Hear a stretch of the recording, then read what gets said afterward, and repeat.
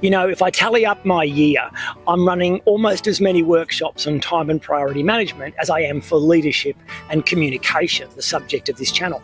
And what's interesting about that is how time and priority management can be very much improved with effective communication.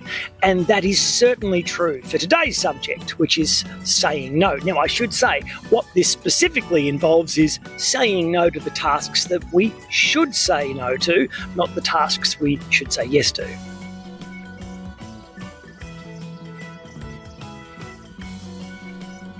When people ask me to do things for them, my natural inclination is to fear saying no. I might upset them or whatever. And of course, when we feel a bit fearful, when we get a little bit triggered in that regard, it's fight, flight, freeze, or fawn. And me, I'm in the botanical gardens today because I'm a fawner. And I have no idea if that gag is worth the effort. Saying no comes down to, first of all, determining that you should say no and not yes. We all have a role, and our role comes with a role description, and often requests for us to do things relate to our role and why it exists. And if someone asks us to do something that's essential to our role, then we should say yes, even if we feel like saying no. But when it's the other way around and someone asks us to do something that we really should say no to, it takes a single sentence. And it's a bit like police reading people their Miranda rights under a certain amount of pressure while they're arresting people. I find, because I'm always feeling like saying yes, still a lot of the time, I've had to learn this single sentence, this single line of dialogue by rote. I have variations of the line, but the line itself is a single line of dialogue that feels like a Swiss Army knife that I'm using the right blade for every time I need to. And here is the sentence. It's 3 parts, 1 sentence. Number 1, empathize. Number 2, generalize. Number 3, look them in the eyes and say no. So what do I mean by empathize? Well, it's important when someone approaches us with a request to build a bridge with that person, to build rapport, to show we understand where they're coming from. It all goes back to that simple axiom that's been around a lot longer than Stephen Covey's 7 Habits: seek to understand before then being understood. So we need to say something that shows we get that the request is coming from them and they have a need, and that's okay. I find things like, look, I can see this is important to you, or thanks for thinking of me for this. Whatever it is, we need to show some level of understanding, empathy, and connection. Second is generalize. What we need to do is explain why we can't do the task. And it's best to be general, not specific. I find if you get specific about why you can't do something, people will latch like some kind of shellfish to a rock. They will attach themselves and try to pick that specificity apart to find a way in. So I keep it nice in general, and the research on this suggests that's the best way to go. I always use what I've got on.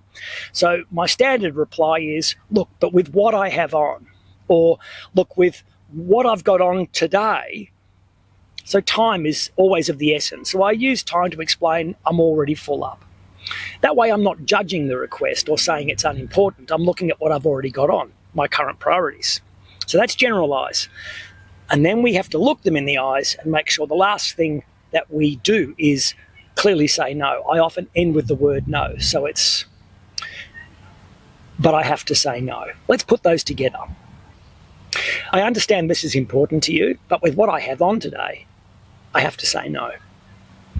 Look, thanks for coming to me with this. I appreciate it. But with the things I have to do already today, I can't fit it in.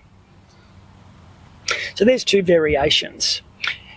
If they come back and re-request you to consider the offer, because this is an area we call assertiveness. Assertiveness is all about being between 4 and 6 out of 10 for speed, energy, emotion.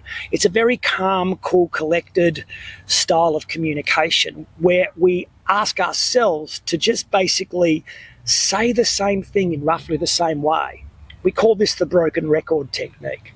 And it's all about energy as much as the words we choose. So we don't get more energetic the second time we say no. We keep it exactly the same. And this builds the idea to the person receiving this type of communication. Okay, this person means it. I'm getting the same message the same way. This may not be anything other than something I have to accept. So if they push back and go, yeah, no, but I really need it. Look, I understand that. But as I say, with what I have on at the moment, I have to say no. And I find it's really good to end with almost the same language, have to say no. Now, that deflates them. Okay, I'm saying no. And at times, that means that they feel that no. It's not a nice feeling. Rather than leave them there, and if it's possible for me to negotiate when I can fit the task in, I just say no, drop them all the way down, leave it for a second or two so they can feel that no.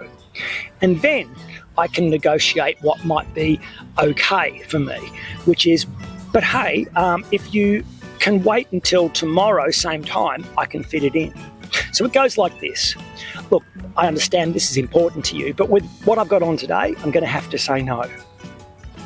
But look, if you can wait just another 24 hours, I reckon I could fit that in by close of business tomorrow. And because that second part is more optimistic and positive than what the no felt like, often they'll say, yes, that's great, thank you so much. And the whole thing wraps up really well. So again, it's all about effective communication. Control of self means control of message, control of language.